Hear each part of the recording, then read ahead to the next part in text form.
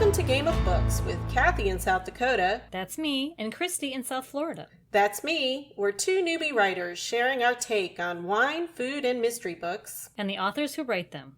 Join us for the fun. Hey everyone! We're together, actually together in the same room and about to share the same bottle of wine and talk about one of Cathy's favorite authors' books. I know, this is so great. I flew to Atlanta, Georgia just to talk about Daniel Silva. Oh, yes, because you love him. I do. And I almost didn't. We had a close encounter with travel issues, but we both made it. Yay. And we even got to meet up in the airport. Yep. It was great. Yep. And now we're here to talk about The New Girl, and I really did love it, Cathi. But I have to say, for you listeners out there, maybe save the wine until after you read it, because this is an intense, jam-packed with information type book. Yeah. And if you have too many glasses of wine, you're not going to follow it. No, you got to go back and reread. I know from experience. But this is a good wine. So have it when after you've read it, and then during the discussion. Okay, so cheers, first of all. Cheers. In the same room. Woo! And it's a hotel room with glasses. Thank you.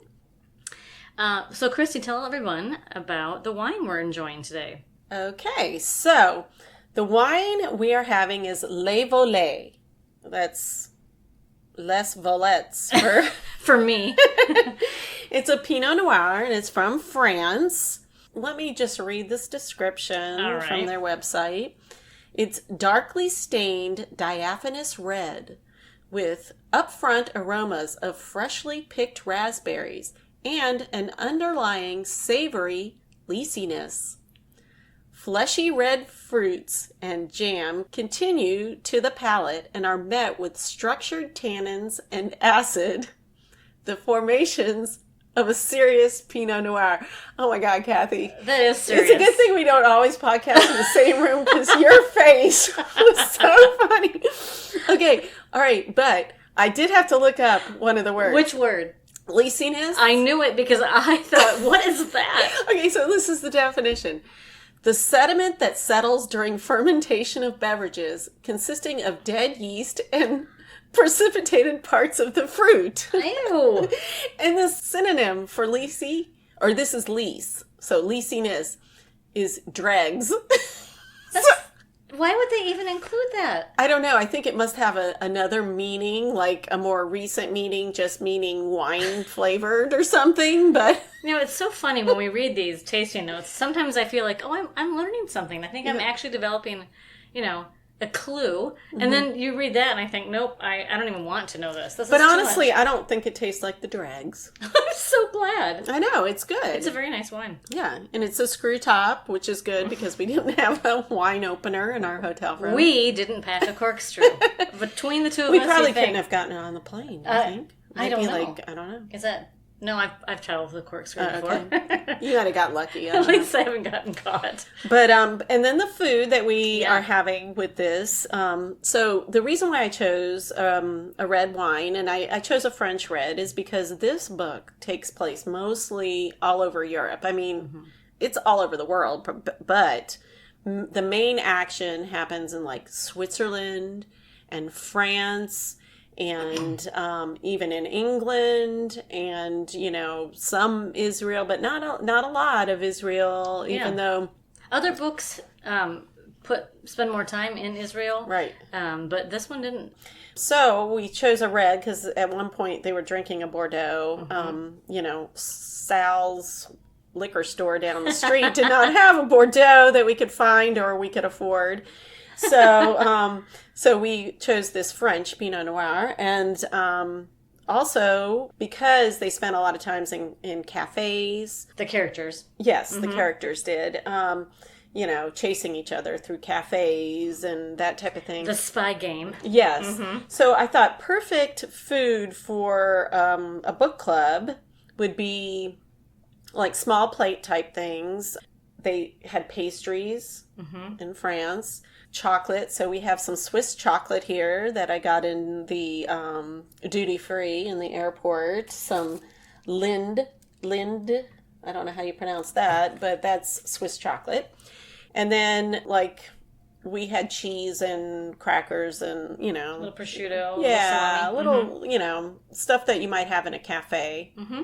And so I think that would be perfect. I think that'd be actually a really good menu for a book club. I know, and it was good for us. We're enjoying discussing and eating our, chocolate. We did not get the pastries this time because it's, late afternoon, but maybe we'll have some tomorrow morning and keep talking about the book. Well, I'm sure.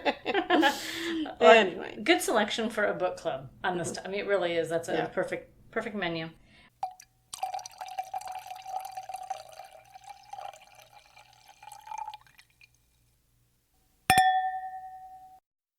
Now that we have our food and wine, and I think that's a great menu for a book club, it's time to talk about the book. Woo! I'm so excited.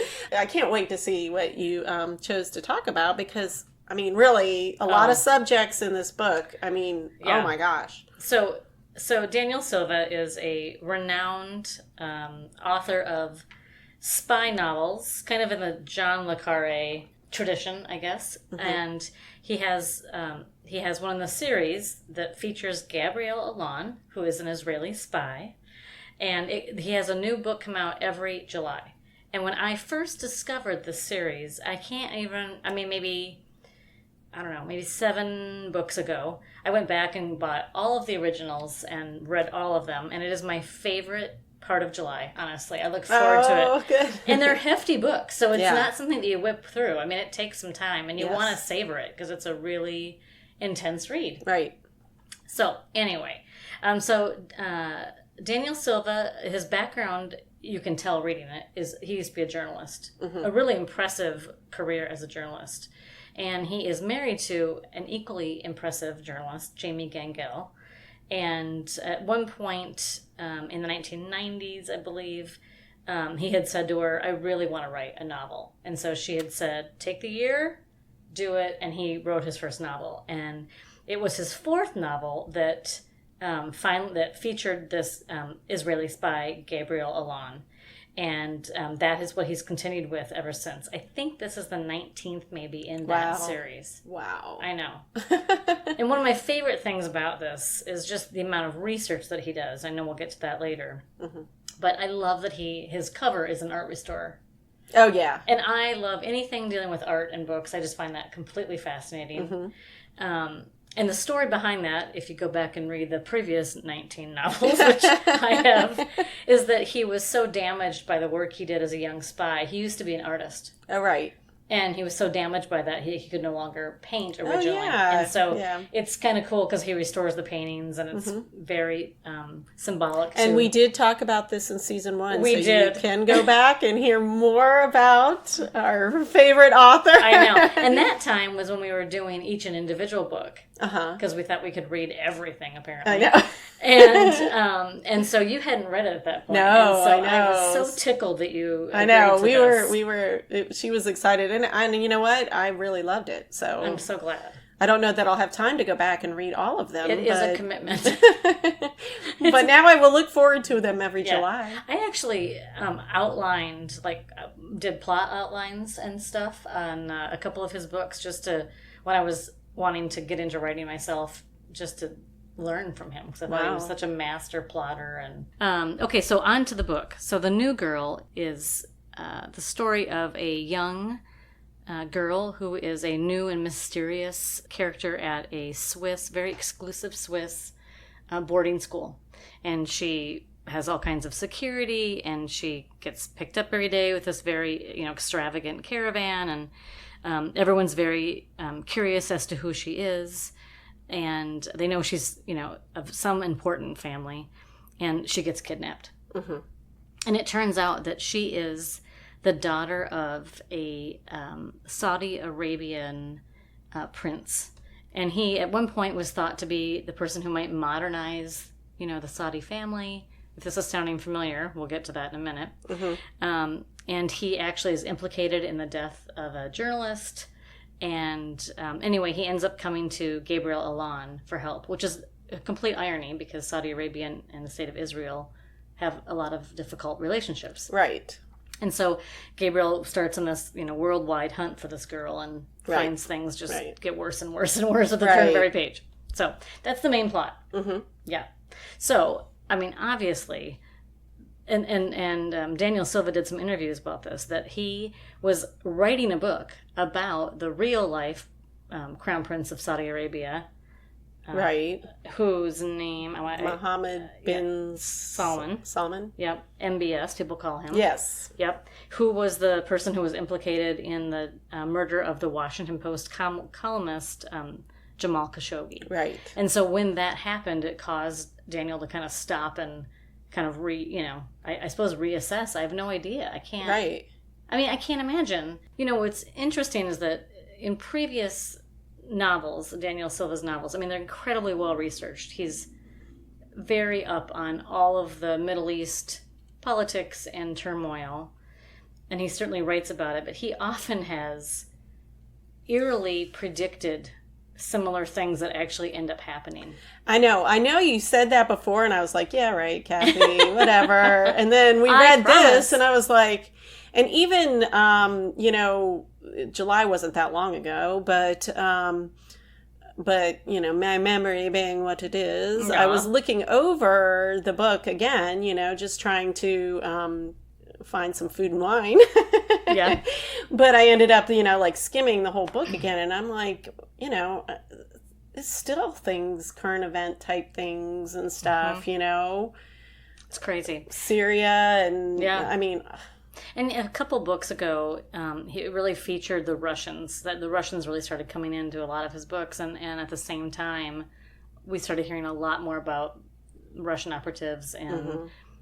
And there's some Russian stuff in this book. We're not going to tell you because that was so far in. I mean, but I was amazed too when I was like going, I don't know how I kept everything straight when I was reading it the first time because. There are so many different storylines that kind of are, And he brings a lot of his past. He'll explain all of the team members, Gabriel Alonso team members, all of their past exploits and how it's shaped them to be the people that they are. And I just think he interweaves his past characters' experiences without making you need to read those so deftly. I'm wondering, Gabriel's character, in this one, there was some real emotional things that really hit him hard, and I didn't know if in other books you see that emotional side of him as well. Or... Yeah, he really has made this character to be this incredibly tough, dedicated to his cause character, but who is also just emotionally scarred. And he just interweaves that so well. Yeah. Which is real, right? I mean, you can't, I would imagine most people... Absolutely. I mean, and I thought it was really good, even the character that he based on MBS had a lot of depth to him, too. You're like, nobody's all the way good and all the way bad, and it's our theme this season. It seems I know. Isn't that weird? I know. Yeah, that's really because there were times when you would hear, that this character is like, I'm trying to modernize, but you have to understand, what the religious conservatives in Saudi Arabia, what they, how hard it is, and I have to take baby steps and whatnot, and you think, okay, and then he does these horrific things. The character in the book. Obviously. But... And that is, like you said, it's true to life. I mean, I feel like a lot of the issues that we're having throughout the world in different countries are all based sort of on growing pains, sort of. And, every so often it gets to the point where you got to say, hey, things are changing and now we've got to adjust. You know? It's really interesting. Some people want to and some people don't. So well, and that's exactly what this character, kind of makes you think he's going through, and then then you think, really, are you just saying that, and you are just pure evil. It's interesting. Yeah. So I always look forward to Daniel Silva's books. I would encourage anyone to pick them up as a reader or a writer. I mean, I think as a writer, there's so much to learn from his writing. He's so deft, and his research and characters plotting, pacing. I mean, it's amazing. And Daniel Silva, if you're out there, we would love to do a Corks and Conversation with you. Just saying. Yeah. I might fall over and be unable to speak. I am in awe. But no, I'd love to meet him sometime. Writer's perspective. Okay, so this week I thought we could talk about research. I mean, we just talked about how Daniel Silva, he must do his share of research to, get into all that he gets into. And I know that both of our backgrounds, we've had to do a lot of research. And so when it came to becoming novel writers, I feel like that was one of the easiest parts for me. And the most fun. I mean, honestly, I completely get my jam on doing the research. I know. But you have to be careful so you don't get sucked in and just keep going on the research. That is so true. Because now we can Google, you can just Google anything. But there's a lot more that goes into research, than just Googling. And so I was wondering if you would like to share some of the different types of research that you did when you were writing your book. So the first thing that inspired me to write the novel that I am working on was an interview with a journalist I had seen. So the first thing I did was buy her book, and then I researched everything I could about her and her topic. And then as I started developing the plot, I realized a lot of it was taking place in Minneapolis and St. Paul, where I used to live. And so I actually took a couple trips back to the Twin Cities, and videotaped and would talk things through. And that was really fun because a lot of it was in some of my old neighborhoods and some new areas as well. But so those places that you went to are going to show up in your book? They do. Oh, cool. They do. One of them is the St. Paul Cathedral. St. Paul's Cathedral in St. Paul.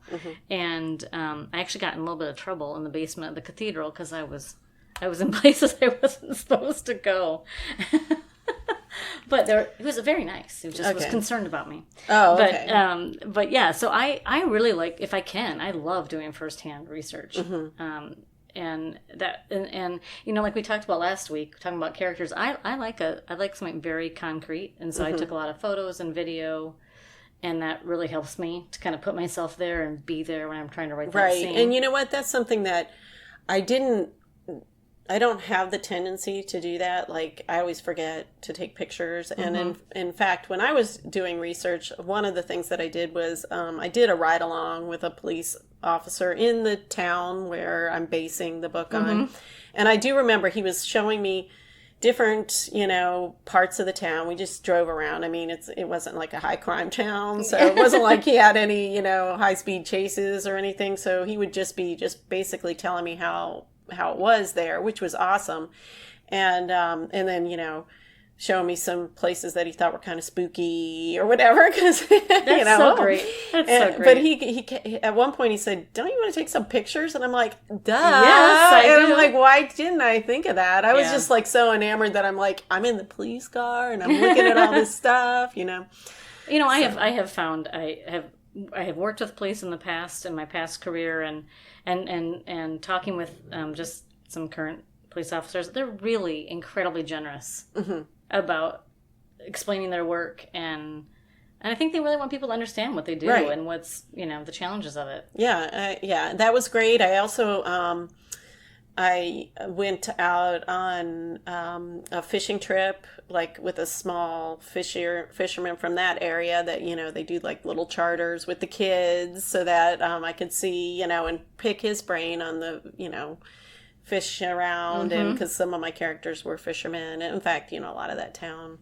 people were. So, that's the fun kind of research, Oh, it's so fun. Yeah. It's so There's fun. other things that, like I couldn't get the Fish and Wildlife Commission to, answer some of my questions. They kept, Really? Yeah, because I wanted to know how they actually euthanize the alligators that sometimes they have to do. Oh, wow. And they wouldn't tell me the technique. You're kidding me. No. They wanted to keep that kind of in-house, because, huh? that was right after, do you remember that little boy at Disney? Oh, yes, I do. So it was right after that. So I'm sure they had a lot of bad press and stuff. And I was just trying to get it authentic, if it, And so you asked them how you euthanize the alligators that you have to, and they said, we don't want to share that.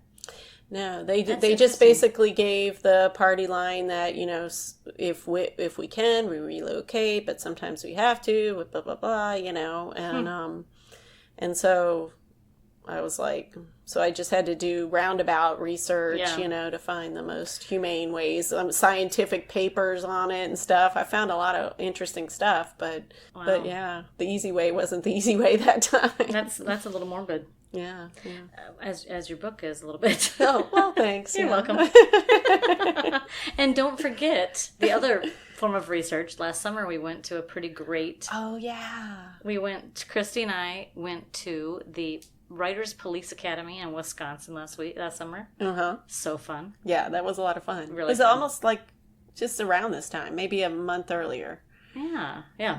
That was great. I mean, and there was some really wonderful presentations that I actually used and put in some sections of my novel. I mean, there was a particular session with an LA police detective who specializes in interrogations, and he just gave such wonderful information, and I found a lot of that showing up in my novel. Yeah. So you never know. I know. I feel like some of that's going to show up in my future novels. And actually, Jeffrey Deaver was in one of the classes with me, and I bet his next novel has information because he was taking frantic notes on the canal or the. It was one of the classes on human trafficking. Oh, really? Yeah.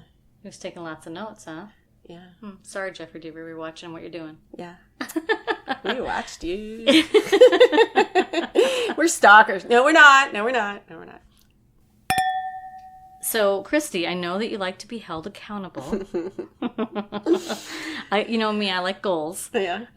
But we just recorded an episode just a couple days ago. So we are cheating a little because we're pre-recording this for a future release because we're rarely together. Right. I mean, we had to take advantage. Yeah. And I'm so glad we did. This is so fun. Yes. So anticipating that this episode comes out in November and we're deep into maybe NaNoWriMo, which is National Novel Writing Month. Let's give a dream scenario on where you want to be or what could possibly be the ultimate thing in your writing that you would be at. Okay. So two things before I do my dream scenario. Are we talking early November or later November? Let's say later November just because that gives us a little bit more time to be dreamy. So like a month or 6 weeks from now, maybe? Yes. Okay. All right. You go first. Okay. So I have an agent. Wow, I love that. Yes. I have an agent for my book. And so I'm deep into, some editing with that book. Mm-hmm. And I've got another 20,000 words written on my work in progress. And our podcast is becoming the hit podcast in the book club genre. Okay, if you're going to put a visualization out there, you have to be able to actually specify it. Yeah. I don't know. It's going to be great. We're going to have more subscribers. Than we know what to do with. Twice the subscribers than we do now. How about that? Okay. That sounds good to me. Okay, so everyone who's listening and everyone who knows someone who might be interested in listening to Daniel Silva conversations and likes books or wine or food, please have them subscribe. We'd be so appreciative. Yes. Especially because Christy's got a goal now. Okay, so now what's yours? Okay. I have to take a drink of wine now. I know.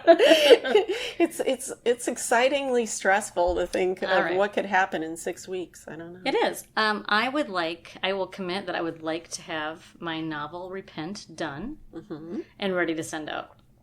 And you have read it. Ready? High five. That was very good. All right, that's good. And I also would like to be working on, because I have an outline for number 2. So I'd really like to have this one put to bed and at least be making some progress on the outline for number 2. Sounds great. Okay. All right. That's good. Ooh.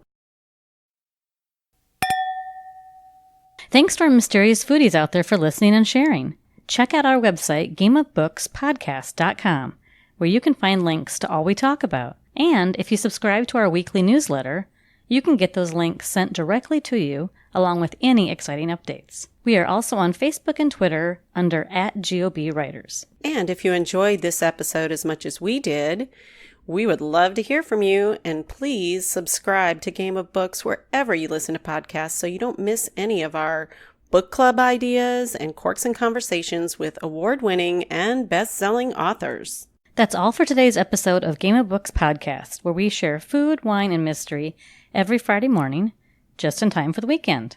This is Christy and Cathi saying thanks for listening. Bye everybody.